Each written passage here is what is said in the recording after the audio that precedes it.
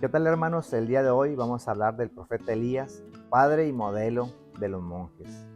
El 20 de julio se celebra la fiesta del profeta Elías, cuya imagen se representa en todas las iglesias carmelitanas antiguas, normalmente vestido con este hábito carmelita, que es el color marrón y capa blanca, ya que los primeros ermitaños del monte Carmelo lo tuvieron por modelo inspirador.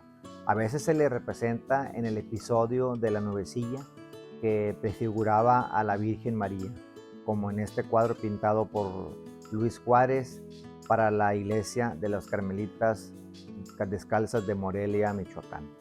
Los primeros cristianos tuvieron un uso abundante de la lectura tipológica del Antiguo Testamento, es decir, buscaron los sucesos y personajes del pasado, ilustraciones para poder comprender mejor el misterio y la predicación de Cristo.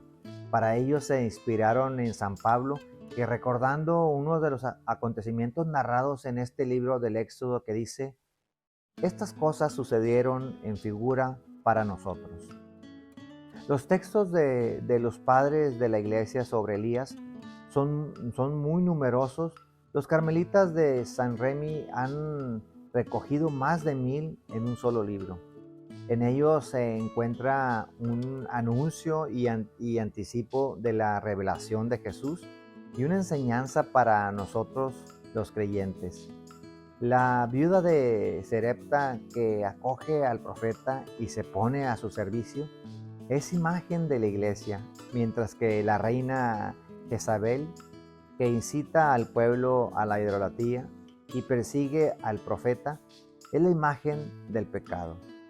Por su parte, Elías anunciaba a Juan Bautista, el precursor, y también es imagen de Cristo, ya que en sus prodigios anunciaba los milagros del Salvador y en el fuego que hizo descender del cielo. Ese descubren un anuncio del don del Espíritu Santo en Pentecostés. Elías vivía en presencia de Dios como un anuncio de la oración cristiana, y ese celo por la causa del Señor es anticipo de la actividad apostólica. En el paso del Jordán vieron una prefiguración del bautismo, en el pan que lo alimentó en el desierto, una promesa de la Eucaristía. Es ese peregrinar hacia el monte de Dios, la imagen de la vida cristiana, que es un largo camino hasta el encuentro definitivo con Cristo en su ascensión al cielo. Es realmente pues en un carro de fuego, ¿verdad?, el anuncio de la ascensión del Señor y la resurrección futura. Por estos motivos, los textos litúrgicos primitivos hablan mucho de Elías en relación con el ayuno cuaresmal y con esas fiestas de la transfiguración, de la ascensión y de Pentecostés y de la asunción de la Virgen María, entre otras cosas. Pronto se desarrolló también una interpretación mariana del episodio de la nubecilla.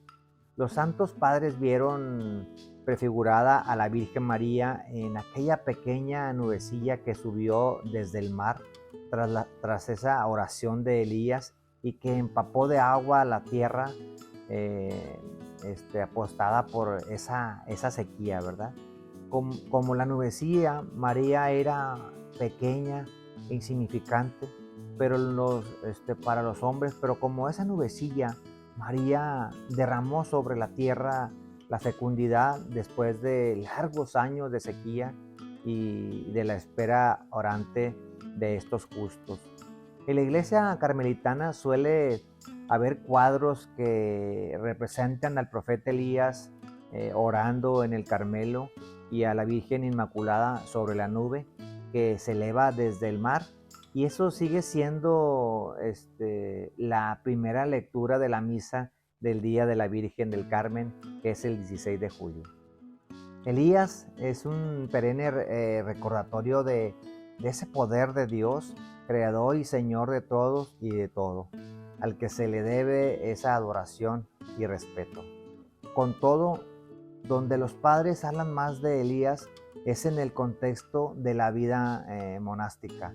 Unas veces se le considera un inspirador y en otras directamente su fundador.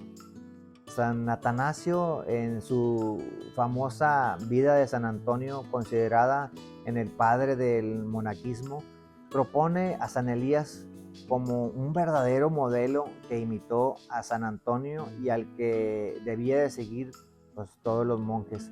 Es importante constatar que él trata de aprender a vivir contemplando a diario la vida de Elías como un gran espejo. Para quienes desean pasar esa vida de soledad, la vida de Elías es un regalo que discurre toda esa presencia de Dios con una conciencia pura y esa perfección del corazón. En esto coincido con muchos otros tantos antiguos que desarrollan ese retiro de Elías en la soledad del Carmelo como modelo de esa vida para todos los que inspiran a la perfección. Una oración continua, el cultivo del silencio, el celo apostólico, la austeridad de su vida, su perseverancia en la lucha espiritual son solamente ejemplos de un estímulo que los monjes deben imitar. San Jerónimo, hablando de la vida monástica, dice: nuestros principios son Elías y Eliseo. Nuestros caudillos son los hijos de los profetas que habitaban en el desierto y soledades y construían sus tiendas junto al río Jordán. Se añade que los hijos de los profetas son los monjes del Antiguo Testamento. Como él mismo vivía en esta comunidad de esas grutas en Belén, subrayo que esas relaciones de Elías y de Eliseo como los hijos de los profetas en su modelo de una vida comunicativa y comunitaria, con esos tiempos para esta soledad y momentos para esas actividades en común. También San Ambrosio de Milán tenía un tratado titulado Libros sobre Elías y el ayuno, en el que proponen al profeta como modelo de esta vida monástica. En otro texto recoge los mismos temas, aunque los desarrolla con nueva vitalidad. El desierto es una huida dichosa. Hacia él dijeron Elías, Eliseo y Juan Bautista. Elías huyó de Jezabel, es decir, de la abundancia, de la vanidad, y huyó hacia el monte Joreb, cuyo nombre significa desecación, para que se desecara en el impulso de esa vanidad carnal y pudiera conocer realmente a Dios en plenitud.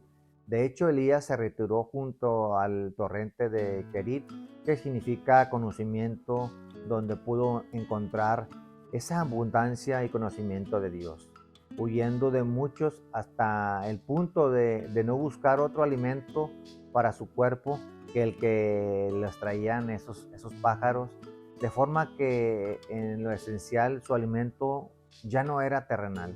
Finalmente Elías caminó durante 40 días sosteniendo por alimento y que había recibido por esos animales.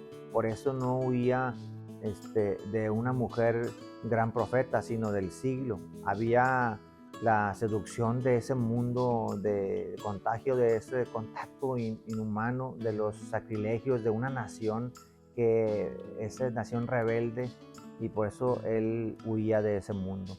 San Juan Crisóstomo manifestaba un gran afecto hacia Elías, al que comparó con los mismos ángeles, que es la diferencia entre Elías, Eliseo y Juan, verdaderos amantes de la virginidad y de los ángeles, ninguno excepto la condición de esa naturaleza mortal.